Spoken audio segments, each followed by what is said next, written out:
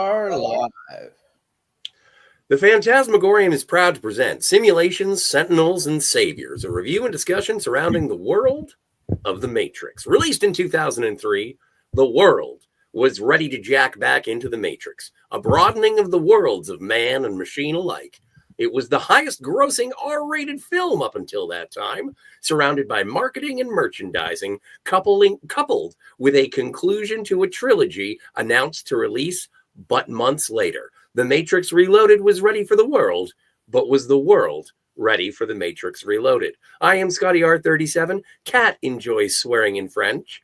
And, let's see if I can do this. And Steve is the sum of a remainder of an unbalanced equation inherent to the programming of The Matrix. How are you guys doing? All right. Oh, I love the architect stuff. Anyway, if I sound raspy, it's because I'm getting over a flu. But, you know, I call in sick so many times for this show. Like, I can't do it all the time. Sometimes you got to show up a little ill, a little under the weather, just to prove that when you do call in sick, you're actually ill. Right. So, this was, I have to make a correction on our original Matrix because I think that this and the Animatrix came out at the same time. And I think I only caught these two on home video. I've never seen The Matrix Reloaded in theater. Did you guys catch it in theater when it first was released? Yeah, I saw all three in the theater. Okay. I did not see the second one when it was originally released. I saw that on the video. Right. And, speaking of video, I did a rewatch of this, and I thought I had the Blu-ray, as I may have mentioned previously. I only have the DVDs. And I am looking forward to seeing what the transfers are on the Blu-rays. I won't be investing in the 4K system, but I would like to see this movie. I was shocked. I was kind of going into this one bracing myself for disappointment, and this was exciting. Yeah. I like this movie. I don't think this movie's bad. It gets both these, this one and the next one, these two follow-up movies, they do get a kind of a bad rap. Over time, I don't know why that happened per se. It happens to a lot of franchise, right? Movies over time, but I liked it. And maybe it's because I saw it in the theater and had such a good time, that theater experience. It's not one I go back and watch over and over. I've probably seen this trilogy, since it came out 6 or 7 times in the interim. Yeah. And I enjoy it. I've always enjoyed all three movies. I don't think either one of these next two are of the caliber of the first one, but I don't think they're trash, garbage either. No, I think that this movie tries too hard to recapture the sort of the simulation, the existential, philosophical nature of the first film, and it lays it on rather thick. But I do enjoy it. I can see how people can consider it maybe a bit exposition heavy in between absolutely bombastic action scenes. Mm-hmm. What are your thoughts, Kat? This is actually my favorite of the 4. I think it's the best one because the first movie's incomplete.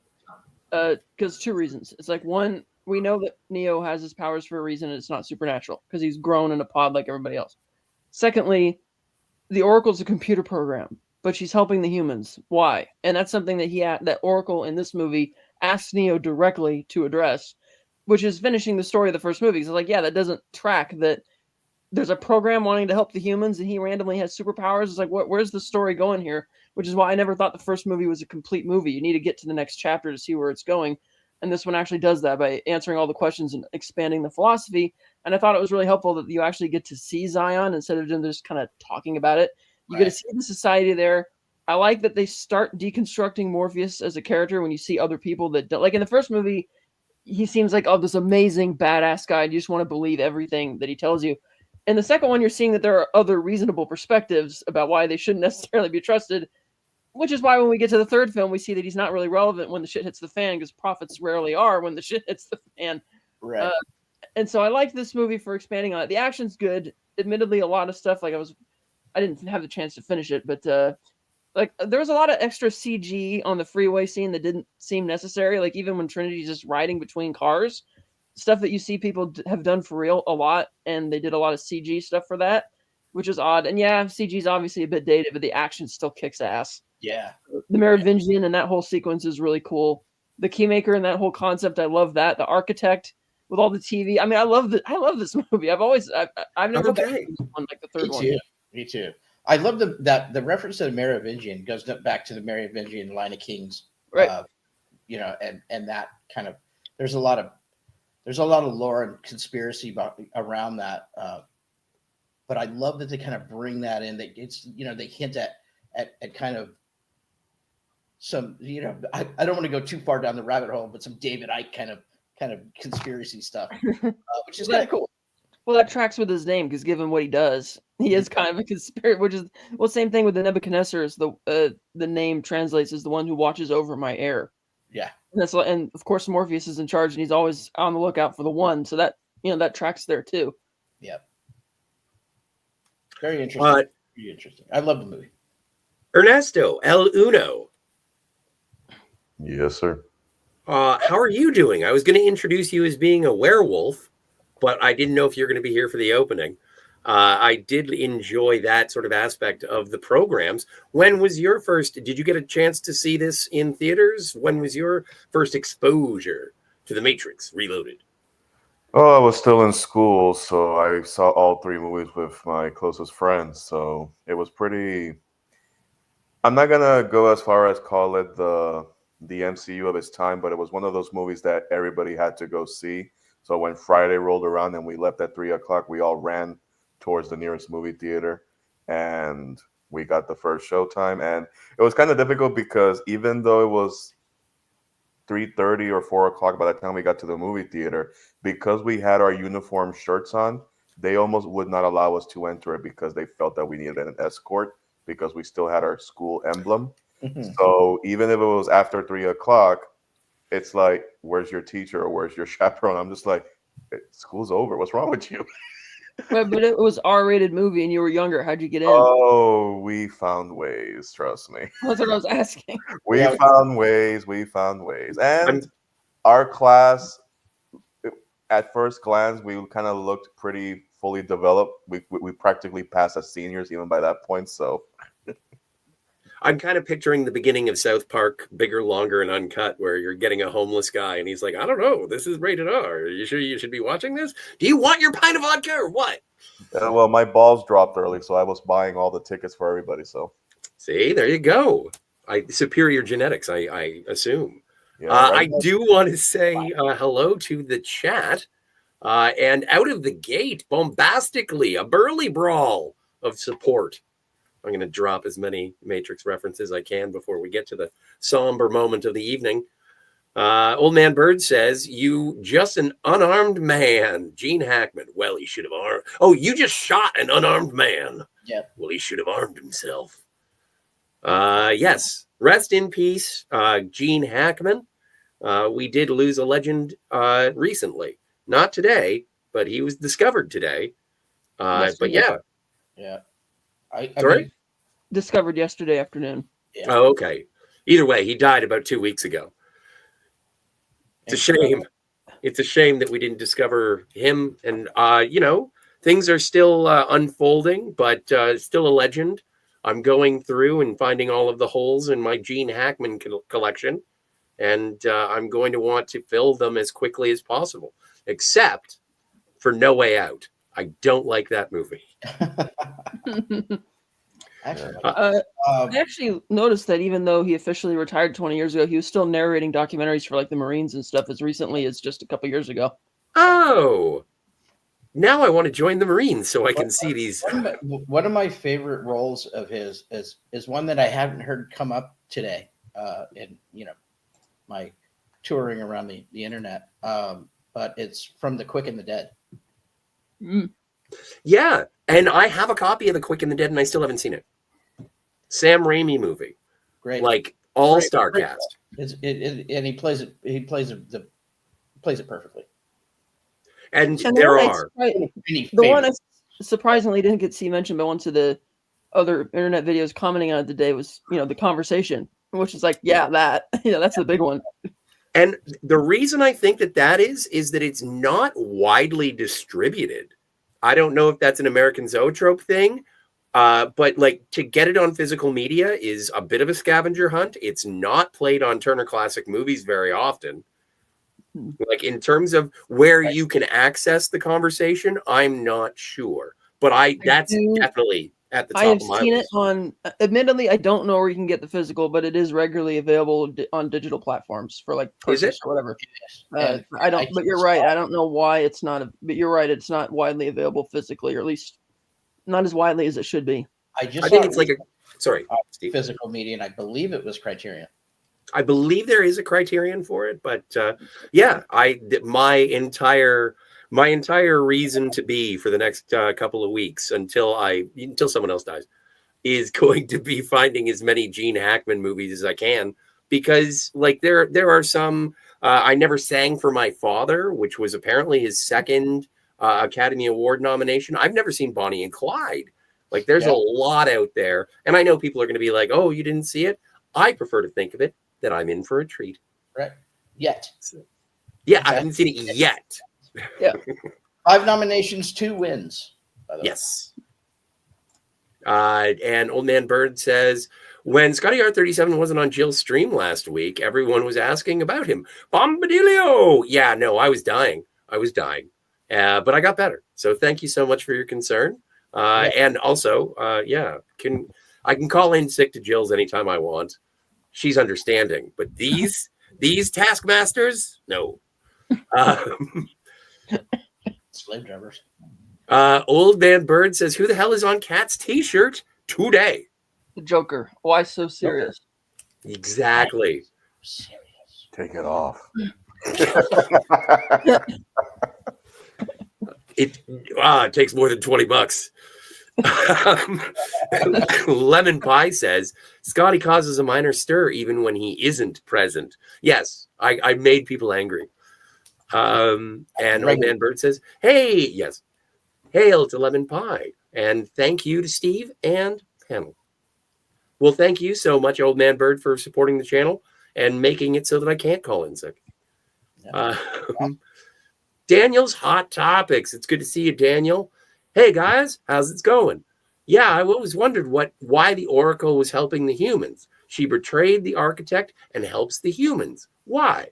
I think that's a fallacy of like her, because he designed her to understand human emotion for the purpose of making the Matrix more acceptable. One of the downsides of making her understand it is probably that she's feeling it and processing it. It's like, oh, I need you to understand and tap into this to tell me what it means. But a consequence is that she becomes sympathetic or understanding to it. Because we see a lot of the programs in the Matrix are indistinguishable to other regular people. And that is why she's helping the humans. It's like an unintended consequence of her programming from the architect's perspective. Anyway, he didn't want her to do that. Well, even from the Merovingian as well. Right. And we kind of touched on that during the Terminator discussions as well, right? What, like cause and effect and free will? Sympathetic robot, right? Where they or android or whatever you want to call it, machine. When it doesn't know that it's a robot or a machine, it thinks it's human. Yeah. And so, and that's going to happen, right? I mean, naturally, that should happen. Welcoming Joe's Atmosphere.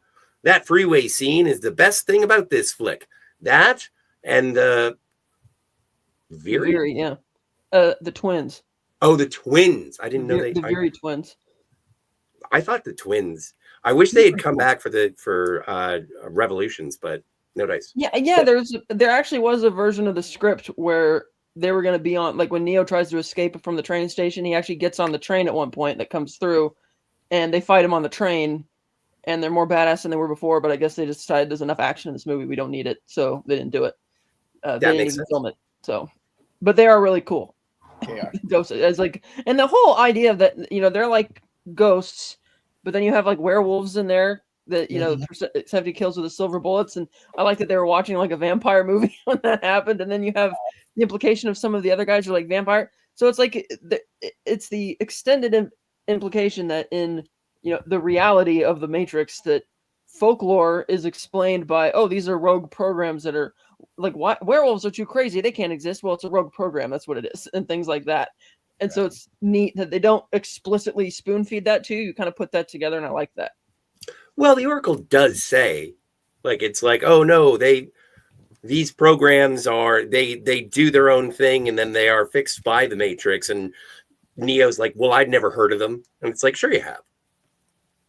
Vampires, werewolves, ghosts, aliens. Anytime that happens, it's a program going rogue, and the Matrix has to correct it. Which I thought is like, it's another one of those things where the existential crisis of, are we in the simulation kind of thing? It adds that layer of the reality for the audience. I enjoyed it. It adds a level of foreboding, in my opinion. It does. Hello to Do the Evolution 78. Hi, chat and podcast members and host. Thank you so much. Do the Evolution 78. Oh my stars. Old Man Bird 200. Your weight and my IQ. Hackman is Lex to Otis. Otisburg? Otisburg? Another one of my favorites. Yes. Oh, absolutely. Oh, and to just make sure that we honor the recently fallen, Daniel's Hot Topic says Michelle Trachtenberg, Gossip Girl and Buffy the Vampire Slayer actor, dies at 39. She was so young, this was a shock. Yes. Yeah. But when I was a kid, our young people died at 27. So she's a late bloomer. I didn't even know she had a liver transplant. That's crazy for somebody that young, but and then Roberta Orsi is another one. So it's like, they come in threes. They do. Yeah, but it's crazy how a lot of people have been having a lot of health issues, and you say that people were dying in their 20s, but these days people can still live a bit longer than that. But it always comes back to two things. Either you have a disease that was just taking you out faster than you could cure it, or you had a vice that just made your whole system age faster. Well, yeah, Larry Hagman didn't get 2 liver transplants because of clean living. Yeah. Do the Evolution says the Oracle sensed an imbalance due to the corruption of Mr. Smith. The great equalizer. Balance must be maintained in the Matrix. That's interesting. That's an interesting perspective, yo. That's another thing I like. Thank you, Joe's Atmosphere. Pronounced the Viree. Viree, that's right.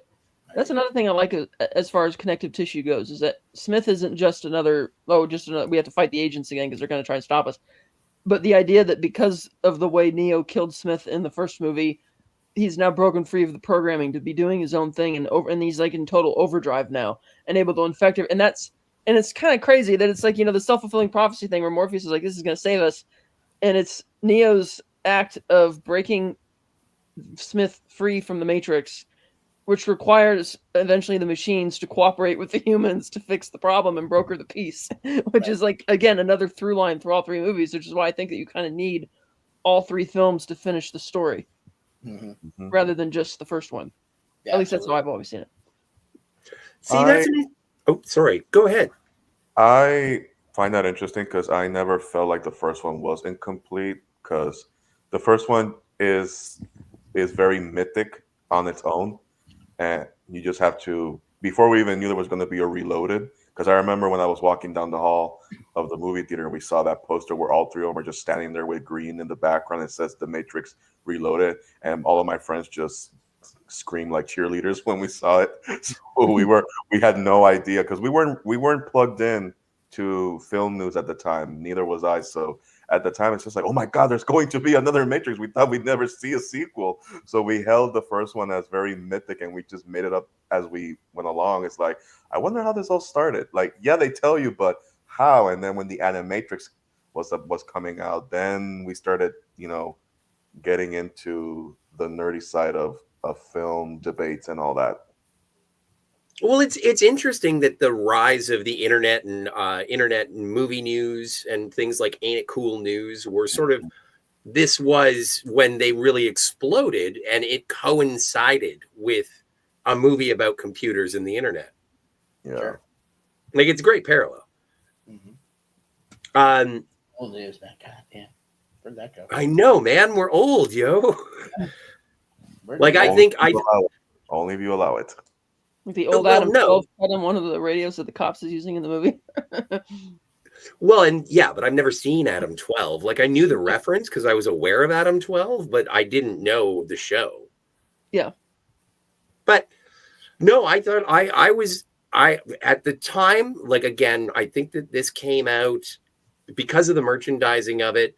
I had an Xbox and I had the Enter the Matrix video game, and that I played that. And then when the movie, at that point, I had just moved to a new town. I had a bitchin' job. I was, hot and cold running chicks.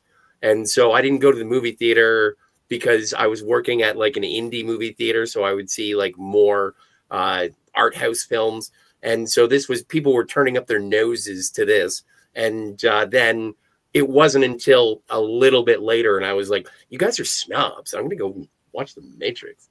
So yeah, I can watch Man Bites Dog and The Matrix Reloaded back to back. Oh, sure. Yeah. It was a different time. You had to pick your peas or your carrots. I know. But I do feel like you touched on it, Steve, is that this is sort of been frowned upon. People say, I like the first Matrix. It's almost a perfect movie in terms of pacing, innovation, and a visual change as to how blockbusters were going. Obviously, it was released in the same year as The Phantom Menace, which was sort of a more classical, obviously being a continuation of the Star Wars saga. This was taking it in a different direction that was very steeped of its time in terms of cyberpunk, the 90s, the music. Like, it was, I don't think it's, look, watching it again today, it isn't of its time, but it is a product of its time. Like, it doesn't scream 2003 at me, but I can tell how it was released in 2003. Makes sense. How do you guys feel about the special effects? A lot of the CGI is a bit dated, for sure. Particularly the Burly Brawl. It's like, a lot of smooth motion stuff going on with all the duplicate Smiths. It's like, not great. And then again, like I was mentioned on the freeway, a lot of the cars, even with things that aren't really major action shots, like she's just riding the motorcycle between cars. And a lot of the times you look in the cars, you could tell are not real, even though they actually built a whole freeway out in Alameda to film this. And some of it is real action, of course. But, and some of that and some of the other CG-ness of it is a bit, dated. But it's understandable. For the time, it was really well done, I thought, at the time. But like you said, then we got The Phantom Menace. Well, and so in comparing the two, it's like, Well, but after Phantom Menace, but before Reloaded, they'd also done Attack of the Clones by then, and we'd seen how that was, like they're trying to do the next generation. It's not quite, connecting. But even like having previously on this sort of series, having watched the Animatrix, like it does sort of like Final Flight of the Osiris, which is referenced in this, as is Kid's Story. Mm-hmm. But Final Flight of the Osiris specifically looks a bit better than the Burly Brawl. Is that because of the trying to integrate both live action and the CGI elements to make it? Because before they were just doing wire and camera work. Right. And in this one, it becomes much more CGI assets, characters. Yeah. I remember when I saw it the first time, I had an issue with it and I couldn't really pinpoint what it was until I because back then I would watch movies 3 or 4 times every chance I could, because that's how it was. I don't do that as much now because there's a lot more to watch, and there haven't been that many movies that I want to watch that many times in theater. However, back then I saw the movie 3 times, and by the time we got into that brawl, I finally realized that the movie was slow when it came to the hand-to-hand combats. And what I mean by that is that when you saw the first movie, it felt aggressive. You you were taken aback by the sound effects with the punching, the kicking, the dodging. It was very new. You were like, what am I watching? Like, you're being exposed to a brand new style of filmmaking. It is a brand new car. And here the car is there, but now you're starting to see the scratches. And it was because all the editing was kind of like it to its detriment. The punching, the kicking, the how do you say, like the water dancing was more obvious. It didn't have much impact, and you didn't feel the punches like you did the first time. It wasn't flowing very well. The wiring was more obvious. Like, for example, at one point when Neo kicks one of the Smith clones, you can see him just dangling in the air and elevating like an angel, like he's about to exit the stage from above. I'm like, whoa, that was pretty terrible. So it wasn't as special anymore. And I think Reloaded, while I like how it expanded the mythology of the series, it felt to me like the slowest when it came to executing the action scenes. And then when you don't have that ferocity in the editing and the action scenes, then comes the CGI doubles, which kind of brings it down a little bit more. Now, back then, it wasn't as noticeable as it is right now, like Kat mentioned.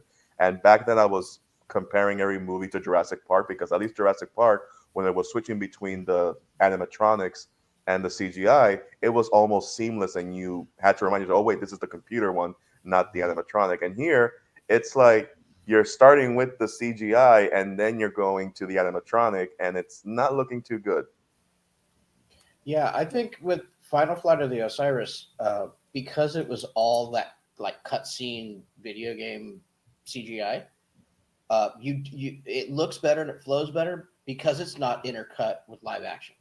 I think when you get to the movie and it's intercut with live action, especially now looking at it with the 2025 eyes, it's really noticeable. But it was even noticeable back then. You could, and I think if maybe, and this is just Monday morning quarterbacking, but maybe if they had gone with the full get cutscene CGI instead of trying to intercut it with live action, it might have played better. Well, it's kind of like back then. Another way that they could have done the Burly Brawl is the way they do things like that today, which is shoot it with just one actor, and then you shoot the next thing with the next actor, and you just have Hugo Weaving do it over and over and over again, or whichever Smith, whoever it was. Hindsight being 2020, that would have been a better option. Yeah. Right, and then you just comp that all in one by one onto an actual plate, so it actually is photoreal. But even then, a lot of the moves were very, things that you'd have to use a ton of wire for, and then they do the slow motion and stuff like that to make that. Well, there was a lot of wire work that was done during the Burly Brawl. Like, it was, I forget how long it took for them to film it. I know it took 3 years of post production for them to actually get it right, but it does, like, it is intermixed, and it is obvious. It is obvious now, but because it was released in 2003, they knew it was going to be released on DVD, because it was, they were showing off TVs in future shops based on the Matrix because it came out on DVD. But like I think it's still.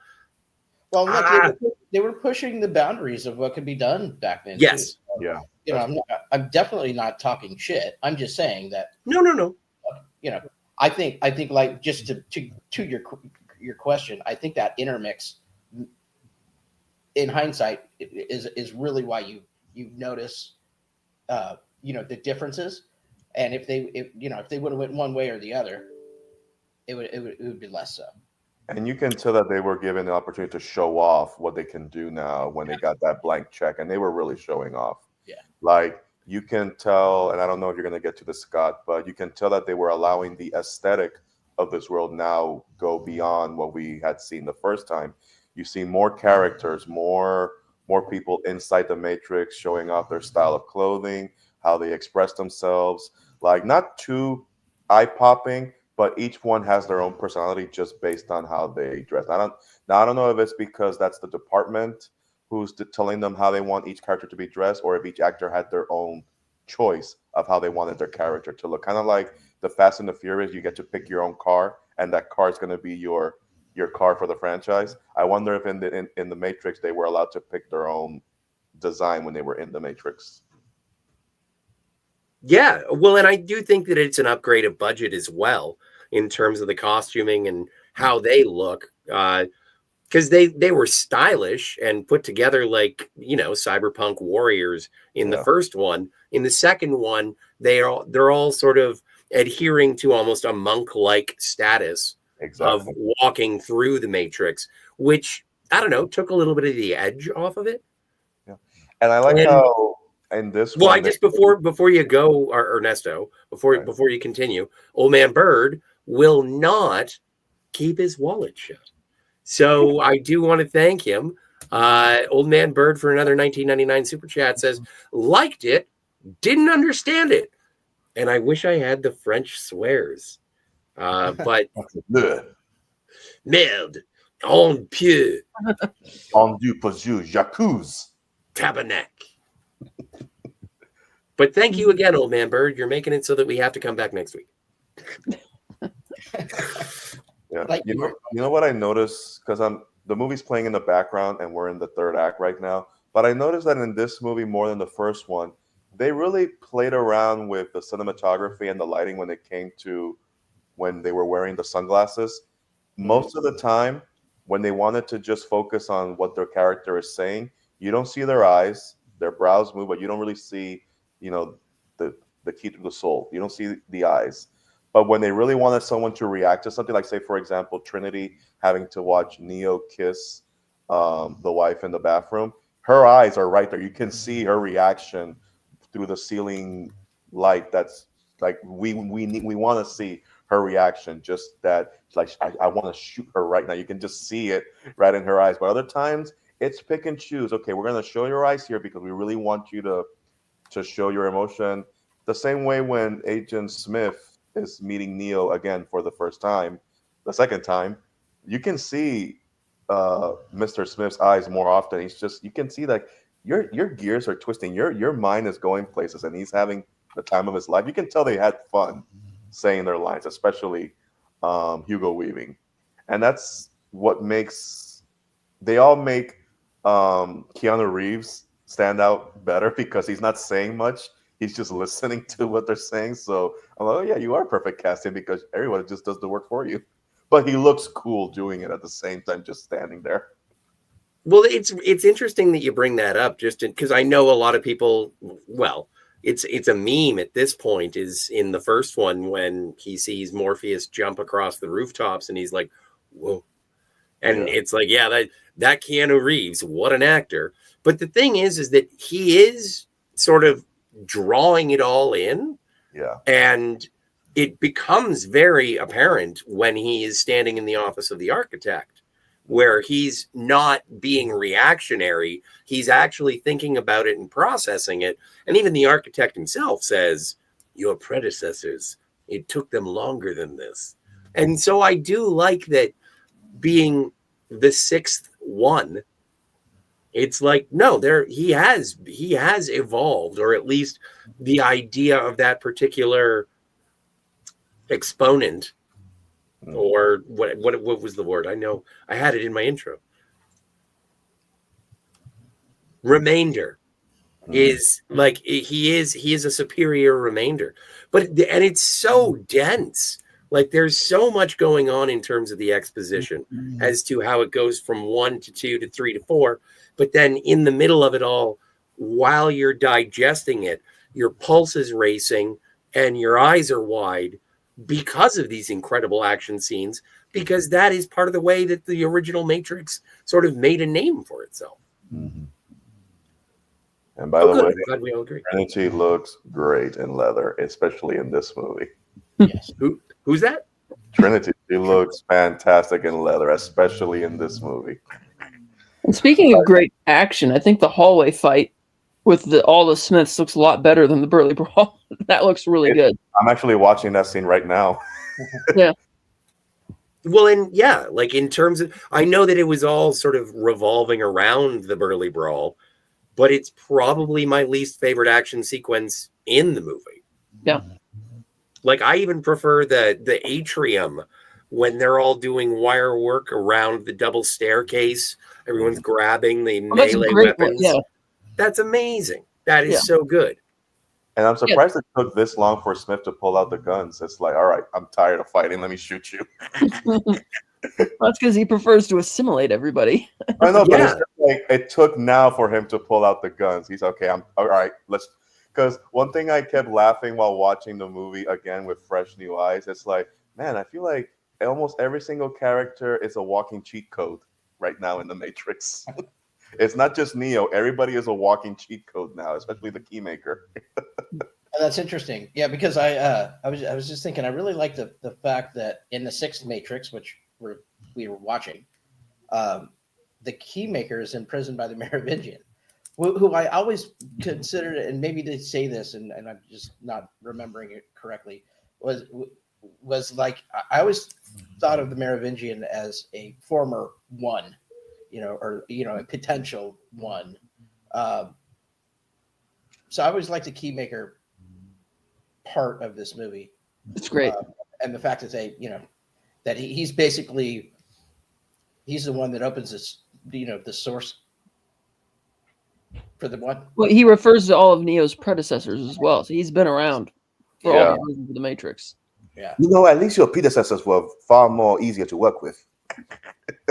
He's the one that opens the door for the. And he says your predecessors showed far more respect. I like And that. that's- Duty Evolution 78 says, "I like the Oracle. I wonder how good her cookies are to make you have a better day." Well, they look great. The cookies, nice. It really just depends on the spoon. Yeah. But there is But no there- spoon. Yeah. I got you, Scotty. All right. Well, thank heavens. Hey, DVB is here. Hey, Trip, what's going on, man? But no, I was under the impression, and DJ Knight, thank you so much for being here. Guys, don't forget to like and subscribe and share. But do all the things. do all the things. But yeah, no, Steve, I was under the same impression that maybe the Merovingian was a one.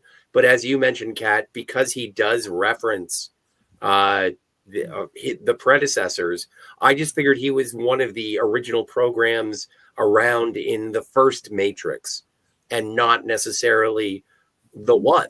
Like, doesn't the one have to be human? I don't know if it's strictly human. I assumed it would be from what the architect tells Neo. Yeah. You are the eventuality of an anomaly, which, despite my sincerest efforts to remove. Yeah. I forget who it was, like Total Film voted that the number one dumbest line in the history of science fiction. And I could not agree more or disagree more. Currently vis-a-vis. Yeah. Wasn't that bad line. So the Keymaker was a rogue program, but didn't have to be balanced because the Merovingian actually imprisoned them. Right. So. Well, and I suppose that's the thing. It is open to interpretation because you do know who is human, who are programs, and Yet somehow they make one of the agents bleed. I never understood why that one agent had to bleed. Like, I understand that. I understand when someone in public sees one of the resistance, basically, let's call them that, they assimilate that person and they start fighting and all that stuff. Maybe that's why they're bleeding, because they're using someone else's body. But if you're the program, you may, like, I don't know. I just never thought that bleeding should have happened, but maybe they never thought that through. Like, maybe it should just be like a hollow thing, and it's just green numbers going up and down. I was kind of under the impression, like, It bleeds. Yeah. I was under the impression that since Neo had been released and been acknowledged as being the one, exacting his power over the Matrix, Morpheus himself says, We have freed more people in the last 6 months, which is the time frame between the two films, than we have in the last 6 years. There is something afoot in the Matrix, hence why the machines have decided to bore into Zion, because it's such a threat to their power source. Yeah. And so they do mention upgrades, and there is obviously some sort of computer program civil war going on.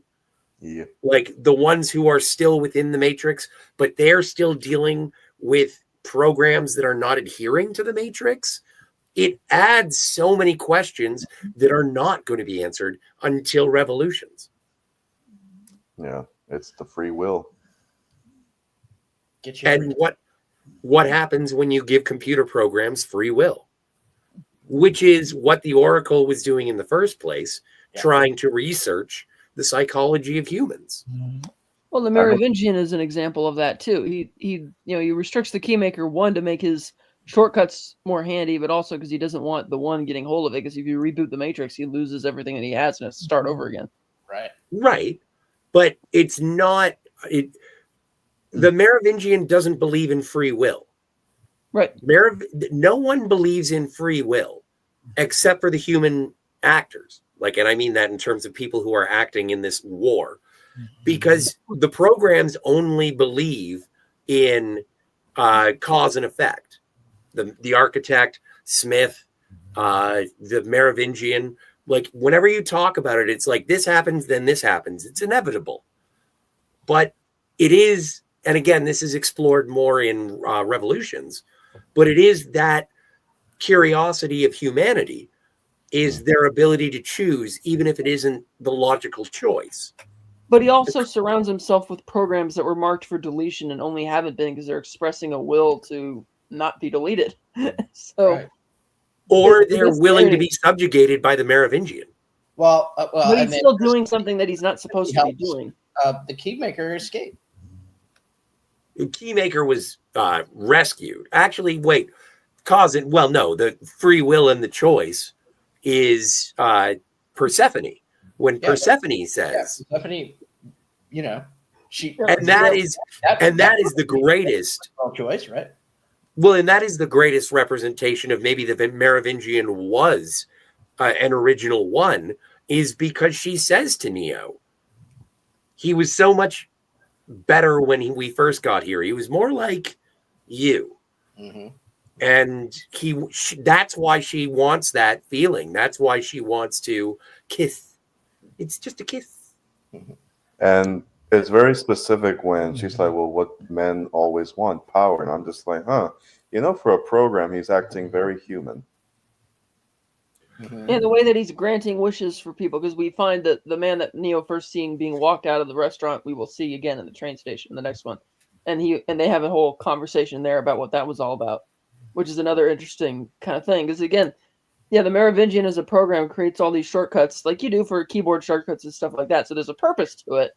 Yep. But walking cheat code. Right. He's basically a walking cheat code.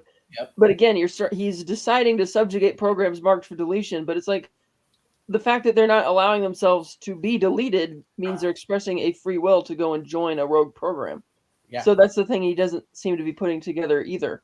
Because that's kind of what Neo and Morpheus are saying. It's like, you say humans are the only ones capable of a choice, but look what's going on here. And it kind of also shows just how flawed the machines themselves are, because just like in a real world, there's a problem there, but because it's not making that much of a splash in the pond, you're letting it roam around free because it's not causing that much damage, and it's still useful to you. But then, here we are. The program just got a little too full of himself, and now you have to clean house. Only a Sith thinks in absolutes. Do the Evolution 78 says he wants them to explain how and why the Matrix was created and how the system gained the human race to be an organic resource. Well, they kind of went into that a lot in the Animatrix, if you haven't seen it. Yeah. Yes. The short version is that humans decided to rely on robots and AI to do their work, but the AI became self-aware and decided it had rights. There was a war. It ended with the machines having their own city for a while. That created problems. There was another war, and eventually these machines just decided to subjugate all the humans and use them for extra battery power, and the humans are the ones who blotted out the sky trying to prevent the machines from getting solar power. And Yeah. it's like, yeah, humanity destroying itself. Like, instead of becoming lazy, like in Wall-E, where they have a harmonious relationship with the machines, and here it went the other direction. And the Matrix originally was a paradise, but because people were questioning it, because they're so not used to that being a thing, they decided to make the Matrix feel more real. So there's more suffering and fairness and unfairness and all that kind of stuff. And that's the short version of why this all came to be. So do you think there was a program where Eve never ate the apple? I don't think that was programmed in. Because I always wonder if they ever tried it. Like, okay, let's have her not eat the apple. I don't think that was part of the. I don't know if the biblical. Yeah, I don't know, because that all would have happened before the machines were even invented for this all to happen. And I would assume when they're creating the Matrix that it's not like they're creating it from the dawn of time. It's more like. You remember when we were saying that it was they made it first perfect, but that was itself its flaw. So I wonder if because the idea was that if you're in the Garden of Eden, it's perfection. You don't need anything further. But because it got corrupted when she bit the apple, so I wondered if the perfect version was, oh, let's not eat the apple. Well, I'm just just throwing it out there. If that was ever like something that the machines ever pondered, let's give them that version and see what happens. See, that's an interesting question because I never thought of it as being Earth. I always thought of the Matrix as being the city. And the only reason I come to that conclusion is because Link, when trying to scan for Neo, says, oh my God, you're all the way up in the mountains. So there's city and then there's mountains. I don't think that there's a, geographically accurate Earth that is happening in the Matrix. I think it all looks like Sydney. Yeah, I always found that line to be really weird because Neo walks outside the room and he sees where he is up in the mountains. He's like, shit. And Link says, you're not going to believe this. You're up in the mountains. It's like, and I'm thinking, well, no shit, Sherlock. He's standing right in front of the mountain. Right? He's in the mountains. But it's almost like him being covered in a copper building where the signal is not getting through. So when he shows up, I'm like, oh, you showed up all the way over here when you were there. So he traveled. Right. It's fast travel. But do you think that there's a Jamaica in the Matrix? Yes. No, I disagree with you hardcore. No, I think there is a whole world, but we're only focused on the cul-de-sac of what's happening in the Matrix. But they pick where they're going to show up. It might not look familiar or terrestrial to us because it's a specifically designed area that they're visiting, but it's programmed to look that way. Right, and they probably still have airports and fly around to different places. Yeah, but we don't see it because that is not the focus. Zion. Well, they have to have airports because there are helicopters. Yeah, Zion is the most real place in the whole franchise at this point. It's actually more lived in than the Matrix itself, because the Matrix is always fixing itself. But I don't think that the computer program, I don't think that there's space exploration in the Matrix. I think that the entire reason for the Matrix is a rat in a maze to continue work, eat, produce, and reproduce, I guess. So does that go back to our earlier discussion when we talked about the first movie, that every day is kind of like Groundhog Day in the Matrix? No, I don't think that's. I think there probably is a world or an Earth, because if they don't question why the world only consists of this 500-mile stretch between the mountains in this one city, which would be kind of bizarre for your whole world to just be that, then why would they question life? But why would they question life as paradise when it was too good for them? The reason they questioned it is almost like, even though they're being grown in pods, it's almost like they have some call it evolutionary imprint that tells them this isn't right, this isn't real. So they had to create some, because otherwise, if they're going to accept that their life consists of, or their world consists of just one city and this tract of land up to the mountains, then it's like, well, then by extension, why would they have questioned paradise? It's like it stands for reason. Would that be because you just mentioned that their instinct is telling them it's not real? That's what I mean. Yeah, because the people that they actually put into the pods already had that muscle memory of the real. Right. That's what I mean. Yeah. And so I think it's probably they just don't name the locations in the movie because they don't want you to think of Yeah, real world places when you see, like for instance, because it's not the focus. That's not in the Animatrix, you find out that this is all taking place geographically in Saudi Arabia. That's where the desert of all the fields are, and Zion is underneath it. Right. Yes. But they don't really draw your attention to any of that in the movie, or even mention the cities by name, because they want it to feel artificial to us, because we are the red pills watching it, so to speak. Yeah. They don't want us associating We're it. we're watching the Sims game happening in real time. Yeah, But it doesn't make any sense that they would be afraid of the freeway. It doesn't make any. It's kind of like how Truman from the Truman Show is afraid of water. Like, I think that there is, and don't forget, the Matrix is a method of control to make sure that you are just stimulated so that you produce the electromagnetic pulses so that you charge the Matrix, if you will. And we don't need you to go explore anything. Independent thought is not promoted. Curiosity is not promoted. It is a system of control so that you do your crossword But then and how move often on. is the Matrix resetting to a time where it's not moving forward? Because we discussed this back in when we were talking about the first movie, and I a don't little have a bit. memory. No, but it's coming back to me that we did touch upon this exactly. It's like even when Morpheus is having his speech towards the people of Zion, 100 years ago we've been doing this. 100 years ago we've been doing that. So if it's been 100 years, then exactly how often is the Matrix resetting itself where it's still the same week or the But same? that's the best part, is that it hasn't been 100 years. It's been 6. well, they've had They've 6 been ones. We lied don't know. to. Yeah, but Morpheus included. he's saying that in Zion it's been 100 years, but how many? They never tell you how many years go by in the Matrix before each one gets rebooted each time. Like the Yeah. architect doesn't tell him how much time passed between all of his predecessors up till now. Right, He I think never in tells you the that. Matrix, they alluded to that too, that they don't know exactly how much time has passed.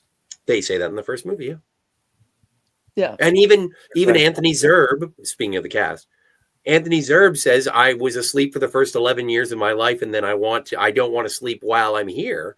That means that, like, and he's what, like 65, 70-ish in the movie? And so that means 65 years he's been there. They all believe it's been 100 years-ish since the Matrix took over Earth. But then when we meet the architect, it's like, no, this has been going on for like nearly a millennia.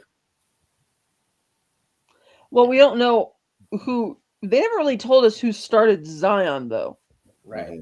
Like Zion is not a That's a given good question. because Zion is not a given to have been there the moment that the Matrix was first created. So we don't know. Because here's the thing: when the machine said the humans didn't accept paradise, that implies that they were almost like they must have had a different technology. Because the thing is, you can't jack yourself out of the Matrix. Yeah. So for them did. to say they're not accepting it, to say they're not accepting it, something must have allowed the tech for them to get out on their own, because this really isn't working, and those people may have created Zion. No, but when they said that they didn't accept the Matrix, it was fields, crops were lost, like they died. They weren't released. Okay, they weren't released. So something, but that's the thing. We don't know who founded Zion or when. Yeah. John Connor founded Zion. John Connor founded Zion. No, I had an idea about that because I was thinking, like, again, going back to the Second Renaissance, I would think that once the idea of blackening the skies was to occur, they started digging, and they would do the same thing as like Fallout, or what's the mountain to the War Room from Doctor Strange, Cheyenne Mountain, that kind of thing. I figured that was happening while the War with the Machines was going on, and then Zion was born out of that. Yes, like that makes sense considering jacked into Matrix, right? So, yeah. Dumb question. Wouldn't that all still be in the archives? Because they have access to it. The computers or the machines are in charge of the archives. I know, but at Zion they have archives. Wouldn't they be able to access that if it's available to them? But if it's the 6th time or 5th, this would be post 5. This is Rocky 5 is done. It's been destroyed 5 times. Zion's been destroyed 5 times? Yes. As the architect said. Okay.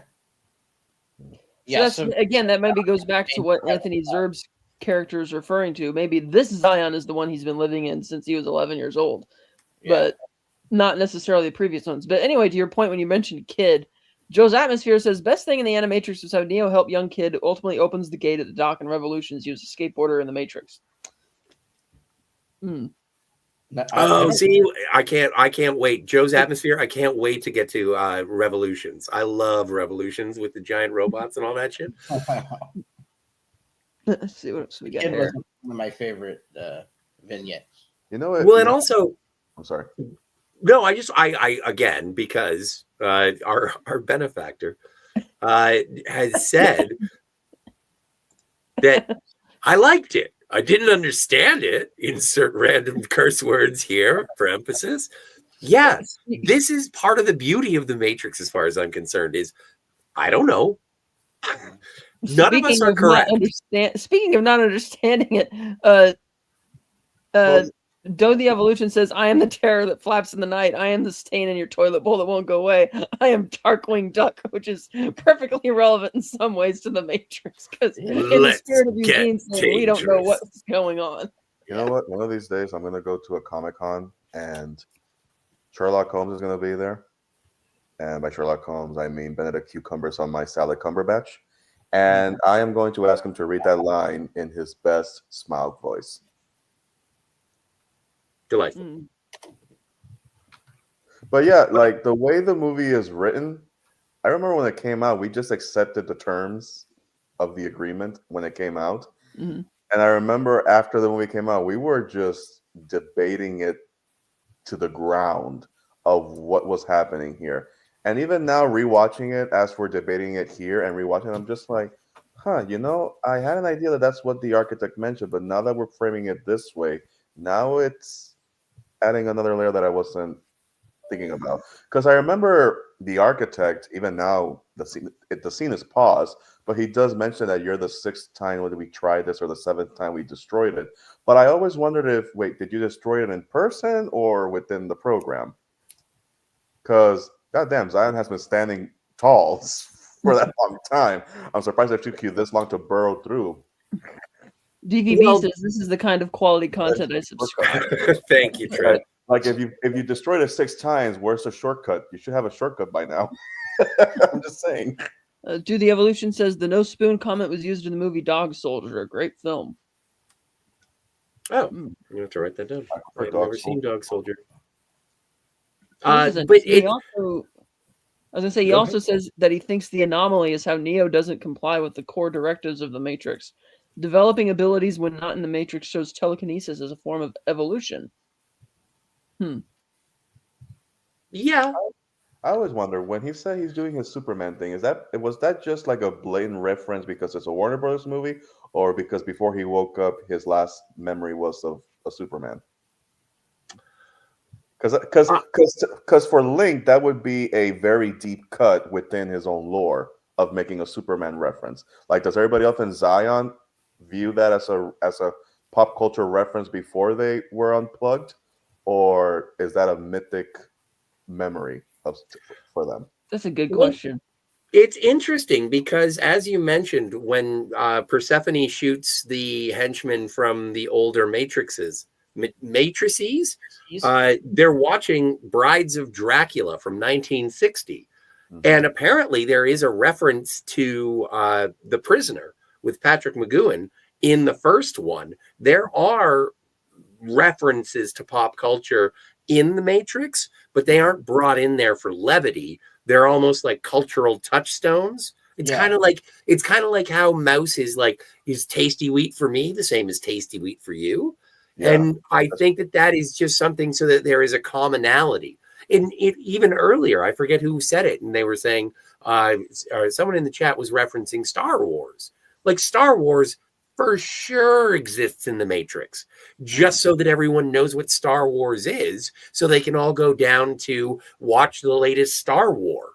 Like, I just think that these would be distractions for the humans who are in their pods to produce electrical impulses to power Sentinels. I think it was also a way they're communicating the idea that the directors are communicating the idea to the audience that they wanted you to question, is the world you are living in right now even real? And so they wanted us to understand that even though the Matrix looks very different in terms of the heavy green color tint and stuff like that, they wanted us to think that for all intents and purposes, everything in the Matrix is your own world. Yeah. So by that logic, then Link would probably be the only person from his program. Like, oh, there was a Superman. It's like, wait, what's a Superman? I don't get that. But I like how that reference is both a fourth wall break, because it's a reference to a Warner Brothers property, and then immediately in the next scene you see Neo doing the Superman pose before he shoots down to go see the Oracle before she moved out. Or that could just be not, I mean, or the fourth wall thing is Superman, you know, the character, like you mentioned the movie, but maybe that's just the nickname they gave Neo because, he's a man who's doing these super amazing things, so they just call him Superman. I just like that like, yeah, he's fine, but it's not the first time we've seen a character outside of it. Like, Hancock exists, but nobody calls him, oh, you're doing your Superman thing.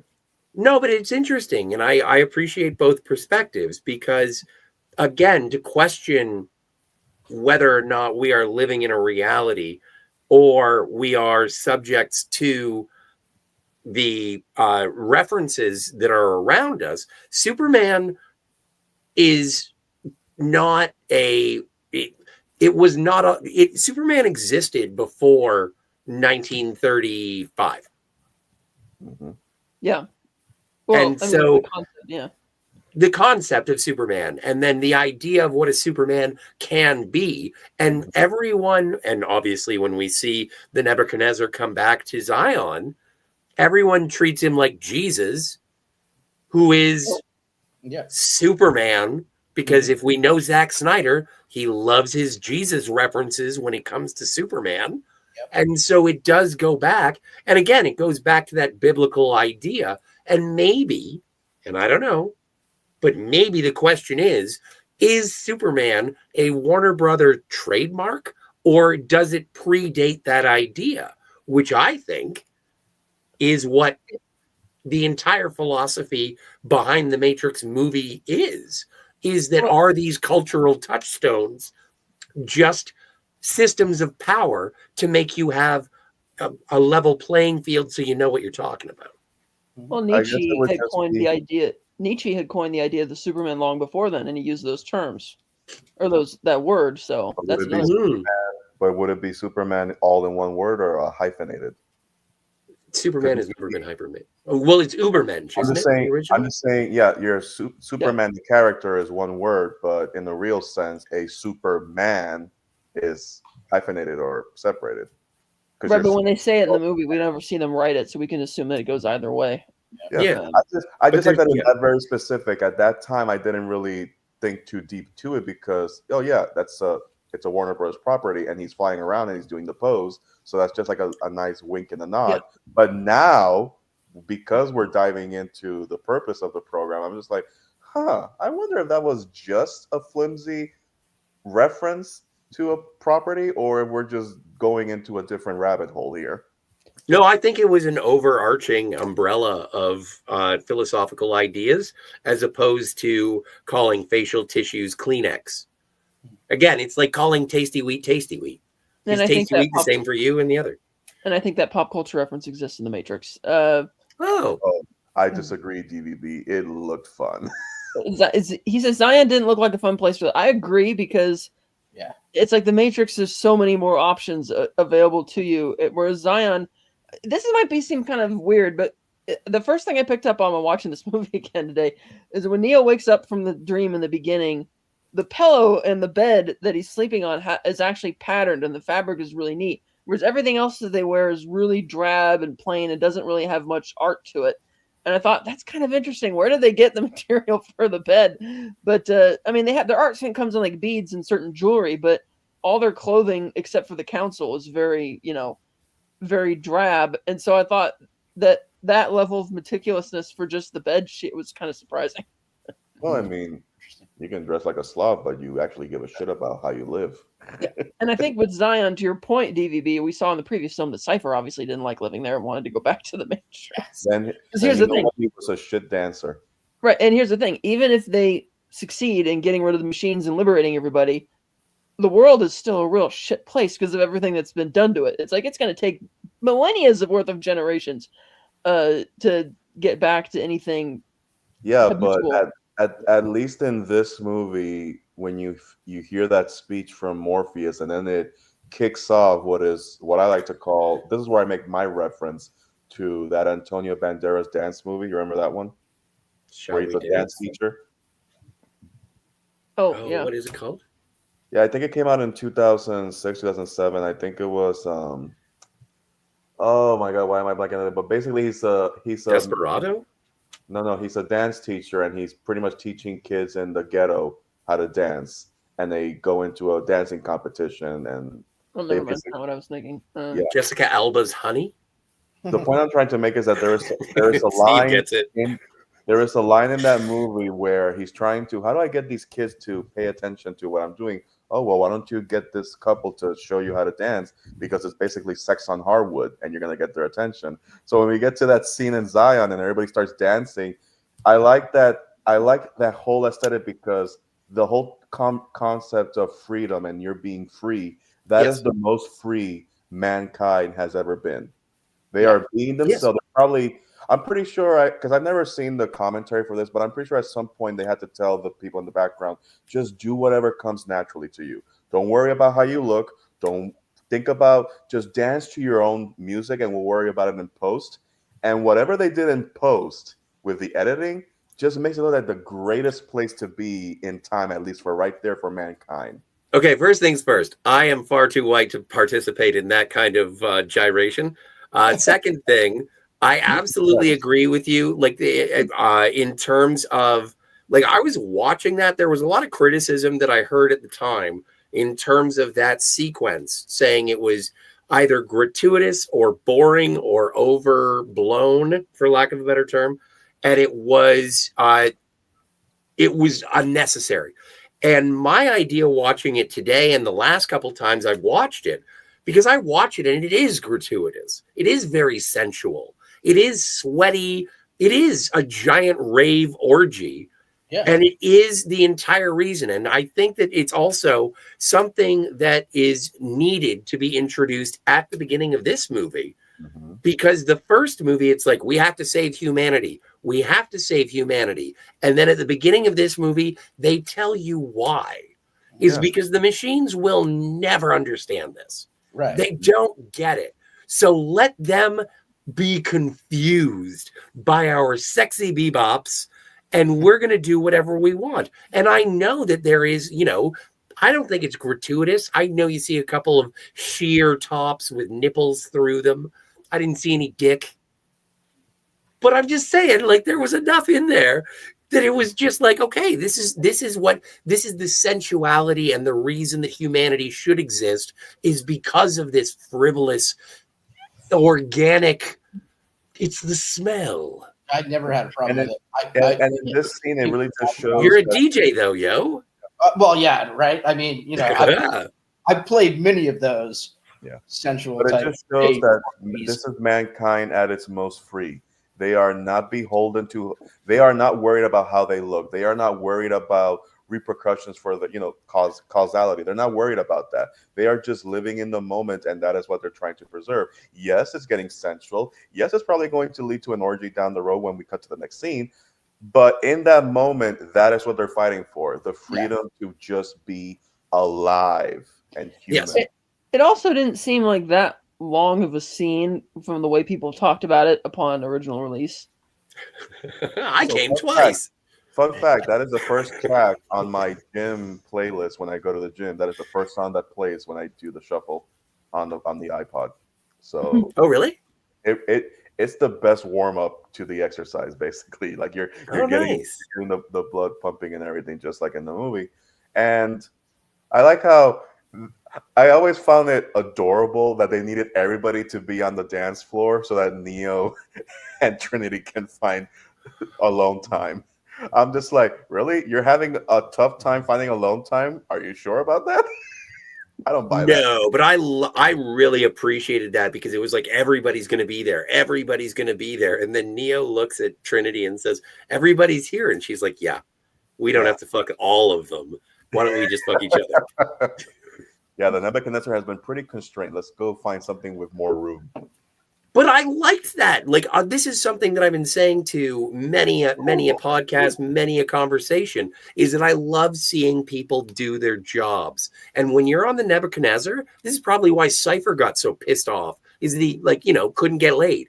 And he was doing a job there. And so when they get back to Zion, it's like that's where you can actually relax.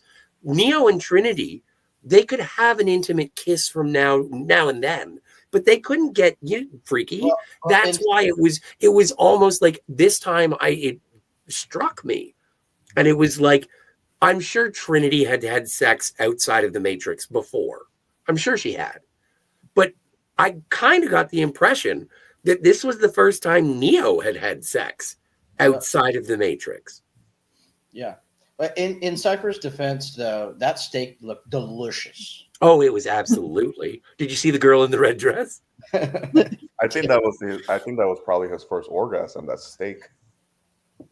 Well, don't try the chocolate cake. Right. I have to excuse myself for a second. I'll be back. I like. I don't know if that was the first time. Not for that reason. I'm not touching myself. I know that. DVB says, "Remember that song? If you still call me Superman." I'm like, "Oh, that's a '90s." That dates things immediately in this chat. Yeah. I don't get the reference. Anywho, Song, yeah. I don't know. I don't think that would be the first time. I mean, they're clearly sharing quarters, so they probably had to have done something already in that 6-month stretch. But I think in this scene, it's like the first time they were actually able to really feel like they were alone with each other, because everybody is elsewhere and they're there. Yeah, because they've probably, Because they're like giggling teenagers. Like the moment in the elevator when Link gives them the privacy and they just drop everything and they just turn into giggling teenagers. I'm like, oh sweet Jesus, I've been wanting to kiss you ever since we got off the ship, even though I kissed you before we got off the ship. It's adorable. It's cute. Yeah. and It's just like very Link, human. God damn it! It is very human. and just like Link's wife being upset that he's on the Nebuchadnezzar because it's gone longer than the other ships. Yeah. And it's like, that same kind of thing. Yeah, he's gotta do his job. Here's a good question. Do the Evolution asks us, can the Matrix be used to create a fully immersed environment to use the software to create objects in real life with automation robots? Let me read that again. Can the Matrix be used to create a fully immersed environment to use a software to create objects in real life with automation robots?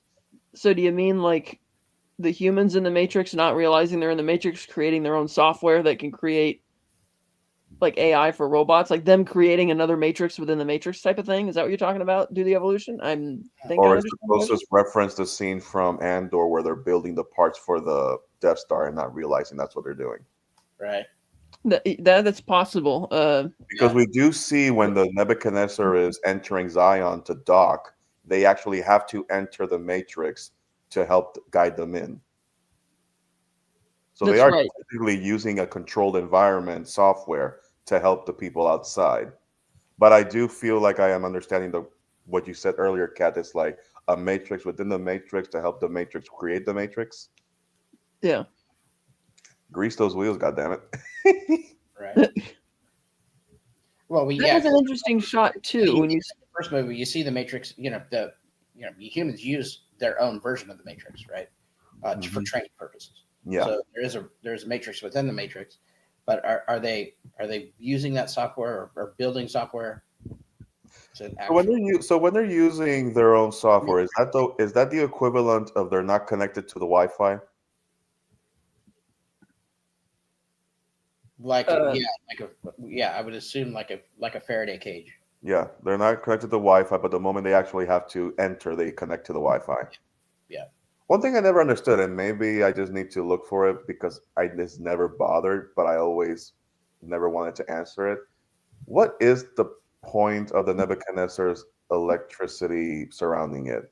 Is it using it to bounce off the ground? Is that the purpose of the electricity? like the ship itself, because the electricity is interacting with all its surrounding. Is that why it's able to float the way it does? I would assume that's got something to do with it. I think it's some kind of magnetic levitation type maglev device using some kind of plasma. Yeah. Because I always wonder if this ship can only operate the way it does because of the environment the way it is. Like, would it still fly the way it does if the skies were not shrouded in blackness? Probably not. Right, because in the third one, when it gets launched into the sky, it doesn't have the ability to fly anymore. It's just it got chucked out of the thing, so it's kind of like a. Because when you're watching it, you just accept it because you know what? I don't know how this thing works, but it's working. You just accept it.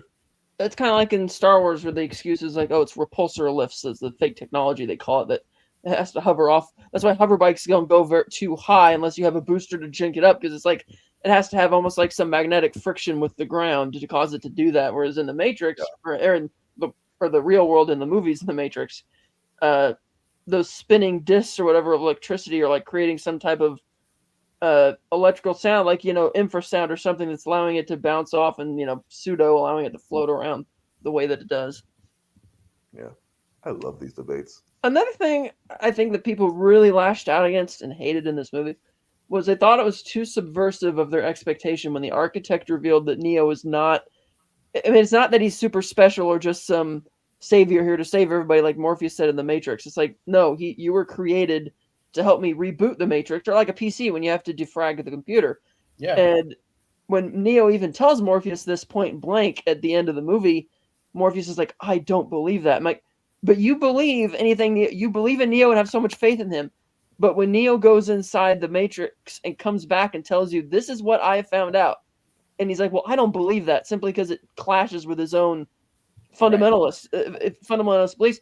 And I think a lot of people pushed behind that when this movie came out. They didn't like anything that the architect said. They thought it was taking away the mythology and deconstructing it. I thought, well, no, it's kind of explaining the logic in this type of world. And I thought it was enhancing the philosophy and making it a lot more interesting. Because like the architect tells Neo, like he tells all of his predecessors, all 6 of them went through that door, and you were making a mistake. You were doing something different. And he's like, and so we can attribute Neo making a different decision to the influence of Morpheus and being a great mentor. Right. Yet I found it interesting that Morpheus still doesn't want to believe it, and by extension, the audience didn't want to believe it either. They just didn't like that answer. Yeah. Absolutely. That has a lot to do with how they're But I bagging the like movie. that it's still true to his character. Yeah. Oh, yeah. Absolutely. I'm not I like disputing that. Despite all that, it's still true to Morpheus' character. He refuses to accept that as because everything has been. He's believed it so much to the point that the very idea of even deviating from that belief is going to shatter everything he has fought for. Yeah. And very dogmatic in that way, but it makes perfect sense for that prophet to be that way. And by the time you get to Revolutions, he's still clinging onto it. He is not going to deviate. He has to. If he doesn't, he's going to lose all hope. Right, and we saw that at the beginning of this movie where he tells Commander Locke that, well, the machines are never going to breach the door of Zion anyway, so it doesn't matter. And we find out in the third one that he's very wrong about that. Right. And as I mentioned at the beginning of the show, one of the things I love about this series, even getting into the fourth one, is that it goes through deconstructing the whole prophet thing in movies. Like you see how it gets, it's like instead of having the upward slide like in most movies, in Morpheus, it's like the backward slide throughout the series, and I like that. Yeah. So in a way, the audience is like, Morpheus became a proxy for the audience in this movie. They hated everything the architect said. And it's like an Empire Strikes Back moment, really, where when George Lucas right before he put that movie out, he went to child psychologists and he says, will kids accept this Darth Vader saying he's Luke's father? And he says, no, they won't. You're going to need to find some other figure, something to reassure them, to reinforce that in the next movie, even though Luke accepts it initially when he says, no, it's like, he searched his feelings. But that's why he has him go to Yoda and tell him that in Return of the Jedi, because he felt it was needed. And in the same way in this movie, it's like they were expecting it out. No, the architect's going to be proven wrong. It can't be true. They were totally. So that's really neat how it kind of like history repeats itself. In a weird way. And I think it's happening again right now with the Dune movies, because we are going to get Dune Messiah, and that's also exploring the deconstruction of. Oh yeah, people are going to lose it in that movie because people that don't know the source material. But at least because I rewatched part 2 a couple of weeks ago. Let's They're stick at with the franchise. We It's are. a Warner Brothers property, so it kind of That's fits here. daddy. I'm just being a jerk. I'm just saying that they're at least being a bit more proactive and more obvious about where it's going to go for Paul Atreides as the messianic figure. But Here, I it's do. a matter of, do you accept this? Oh boy, as I was the in story? for a wild ride with that one. Yeah, but I do. I think that is definitely why there was pushback. Maybe at the time, shortly after the time, and saying, "Oh, it's the second two aren't as good as the first one," and it's because everything that the first one taught you is revealed in the third act of this film to be a fabrication. It's a lie. It's a method of control. We designed the one to be your savior so that someone would try and find them so that they would save you. But what they're going to do is bring you back to like even zero. Like there's going to be 16 women, 7 men, and we'll start again and we'll just build again. Like, and when they destroy Zion, do they destroy Zion or do they just destroy the people within Zion so they kill the mythology? Going back to what you were saying about don't let them take that bite of the apple. Right. And ultimately, Zion isn't the place; it's the revolution. It's a state of mind. Like, You know what? When I've been advertising this on X, I've been wanting to say, let's save Zion. But considering the entire world geopolitical situation, I've been like, oh, this could be trouble. well, if you only stop at the letter N and don't add another syllable, you're fine. Well, it's spelled the same. Herc Anyway. 130. Oh, I love Star Trek when Gandalf uses the fourth with the Dark Lord on the Death Ball. Epic. Yeah, it's amazing. Yeah, but Herc, there is no fourth. Spork. Anyway. But yeah, I just think again, it's like, I mean, I wouldn't put this in terms of drama being the Empire Strikes Back of things, but it's like, yeah, it's telling you something that fans don't want to accept, and so we have to get to a third movie. And it's not that a character in the third movie reinforces it; they really don't. It's just that it kind of the third movie just doesn't retcon it. People are like, oh, they don't want to wrap their heads around that or accept. You got to that. respect it, because I remember when we got to The Architect, I was in the theater and we all felt like Morpheus. Bullshit! Hell no! This is not true. It's not possible. Which is what most of the other Neos respond to it on the TV screens too. Yeah. And for that matter, we know this was all planned out from the beginning because the TV screens are seen in the first movie. Mm-hmm. Yeah, but also those other Neos that are in the architect's office, they're still Thomas Anderson. Right. They're not previous. They're not previous. The ones. Right. I meant that the majority of the ones that they show you of the alternate ones are saying the same thing, like bullshit. This can't be real, or variations of that. Yeah. Whereas our Neo is the actual Neo is the only one who's actually willing to sit and have a civil conversation with him without freaking out. Yeah, because the architect said, you are different than the rest. And I really love, and it was mocked at the MTV Movie Awards. Will Ferrell played the architect and used the thesaurus. He did a great job, but it was also undermining what the philosophical. Like, I can understand how it was funny for the general audience who thought it was, this pseudo-intellectual bullshit.